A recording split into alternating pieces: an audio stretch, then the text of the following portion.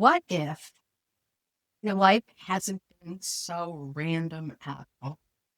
What if the things you've loved and the things you've struggled through and the things you keep returning to have actually been whispering your purpose to you all along so that you know what that purpose is and feel self-fulfilled in everything you do?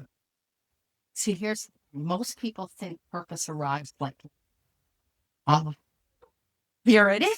This is my life's and it's a giant revelation. One moment, all of a sudden, the jigsaw is put together. But I don't actually think purpose that way. I'm Laura Clark, the purpose and vision alchemist, helping purpose driven females and leaders embody self trust and align confidence and achieve meaningful success. And this is another Mug Musing. It's a space where we can pause long enough to look at things a little bit differently, a little more objectively, because wisdom isn't just learned, it's lived. I'm actually using the 1111 mug. It was a gift to me and it says 1111 somewhere. It's 1111 somewhere. And that's the truth, right? It's 1111 somewhere. Where you are, that is where you are. Whenever, whatever time it is. And 1111 is a magical number because it's all about being supported with angels and guides and your own intuition and light and love. So today's book musing is a little bit about purpose leaving clues. It echoes across our lifetime. And I think many people miss this point because they keep thinking that life is out there somewhere. Truly, life is out there somewhere. They think purpose is out there somewhere. But purpose is something we carry from the day we are born. Purpose is something we carry from the day we are born. It isn't something you become worthy of later on in life. It's something you uncover more deeply over time. You may know a little inkling about your purpose early on in your life, but the more you're aware of certain things, of things that light you up, of things you love, of things you care about deeply, of things you're really good at, the more you become aware of that, the more you can start voicing and articulating your purpose. And I work with people to get that voice to 5 words or less that they can weave through all of their life. It's the thread that has been there since the beginning. It's nothing necessarily that you need to do. It's something you extract from in feeling, in energy, in essence. The child who loved creating may later become the woman who inspires transformation because in creativity, we gain great transformation. Or maybe the purpose of someone who always seems to gather people together. She'll realize later on that they were born to lead communities and be that networker. And maybe someone who feels deep about all injustices may understand that sensitivity is not a weakness, it's a wisdom, and they become a judge to weave that deep empathy throughout our legal system. Our life will leave patterns, and purpose often speaks through these patterns to us. So here are some breadcrumbs for you. There's the trail of purpose.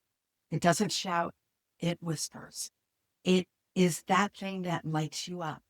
It's that thing that keeps calling you back time and time again. For me, it's about numbers, believe it or not. And that's why I have such a deep interest in numerology and how our numbers around us and those we were born with have such a deep effect on me. And numbers keep calling me back, but I never wanted to be in accounting. All right. And it's those things we naturally do, even when nobody asks you to. And sometimes we dismiss these things as they're too easy and they're too ordinary and they're not important enough, right? Well, they're easy to you and they're ordinary because there are things that you can do, like knowing the back of your hand. And so they don't feel important enough. But other people can't do that. You are unique in this. And often your deepest joy contains sacred information for us. So it's not a surface activity. Understanding this deeper energy. Think about things.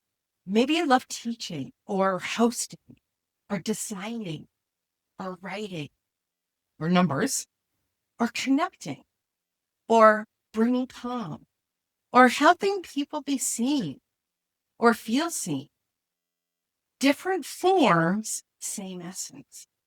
And when you start paying attention to this energy underneath your joys, you begin seeing these threads. It's not random. So let me know, what's your greatest joy? Pop that down in the comments and make sure that you hit the subscribe button so that you will be notified when other mug musings appear. I have a hint. I've got some mug musings on purpose already curated. You can go look at those later, as well as a few more coming. So a second insight is repeating patterns are invitations to you. Life tends to repeat lessons to us. Wouldn't you agree? Over and over again. Both lessons that are like, oh gosh, there's that thing again. And both those, oh my gosh, I'm getting congratulated for this. Those are lessons that help us understand this deeper invitation to our purpose. The same themes show up, the same emotional struggles show up, the same frustrations, the same desires, and the same callings. And it's not because you need to learn the lesson because you're broken or didn't get it the first time or didn't get it the second time, but it's because something important is really trying to come into your conscious awareness.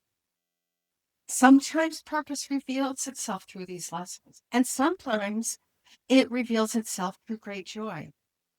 Because oftentimes places where we struggled most deeply and then gotten through that gave us great joy are the places that eventually guide us, this maze of life, to understand our own compassionate strengths, our own values, our wisdom, and our truth.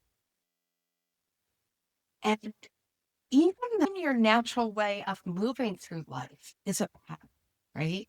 It's your internal wiring. It's the rhythm that you were born with. And that leaves clues too. Your life has already a design to it. That's what human design is. And it's not meant to be rigid or limiting. It's meant to be meaningful and give you more freedom. When you know your purpose, there's more meaning in your life and there's more freedom. And here's something else to think about as we're looking at these patterns. Your life makes sense more looking backward than it does looking forward. That's not to say that you have to go back and do all of this childhood breakthrough transformation and understanding, although that's important and helpful, or go through all of those challenges, right? What it means is most people try to figure out their purpose in life by obsessing on the future. What should I do next? What's my next step? Oh, what's that one thing that's going to break open this opportunity for me? What's my purpose supposed to look like in the next phase of my living? Purpose often becomes muted that way or muddled because the future is. It's bright and it's full of vision and you can creatively vision it, but it hasn't happened yet. Purpose becomes clearer by looking backward when we pause long enough to reflect on our life and start seeing the patterns and the connection. Oh, that's why I cared so deeply about this.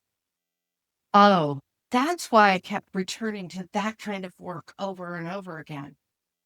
Oh, wow. I've actually been developing this my whole life because the dots begin connecting from season to season. Not because your life was planned out perfectly. My life hasn't been planned out perfectly.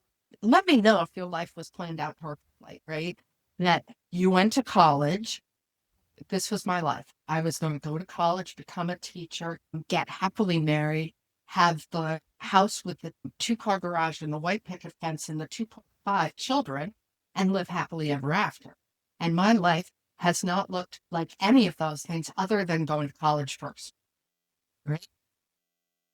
But what happened for me is that my experiences have given me this greater self-awareness of my energy, of my joys, of those things that keep saying, Laura, pay attention. Laura, pay attention. And it led me into purpose work with people that I've been doing now for close to 3 decades. Because your soul speaks to you in signs and symbols and nudges and desires and longings. It speaks to you in your strengths and your experiences all the time.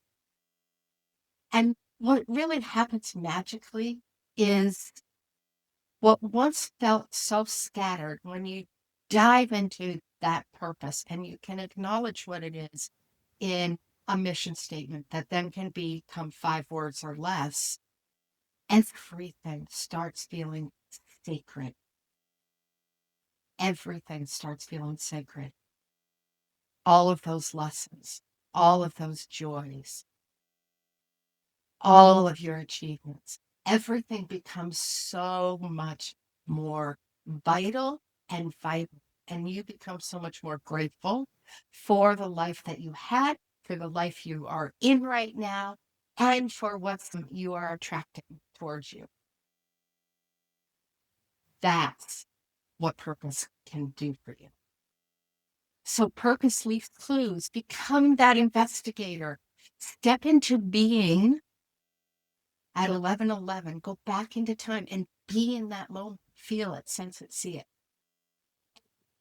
Look at the clues. Look at your joys, your natural gifts, recurring themes in your life, and really those deep longings.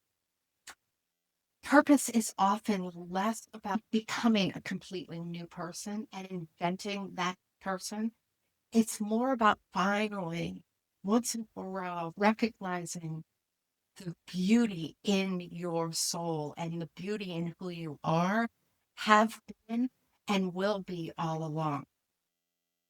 So what I want you to think about today is what themes have followed you throughout your life? What keeps returning? And how does that light you up? Okay? That's it. Just look at those clues for a moment. And that's your Mug Musing for today. Don't forget, if it resonated with you, let me know below and hit the subscribe button. Because when you hit the subscribe button, you'll be notified about the next Mug Musings. And I'm going to explore this purpose pillar with you in the next one. Hint, hint. So remember, wisdom isn't meant to be learned, it's meant to be lived. Mug on.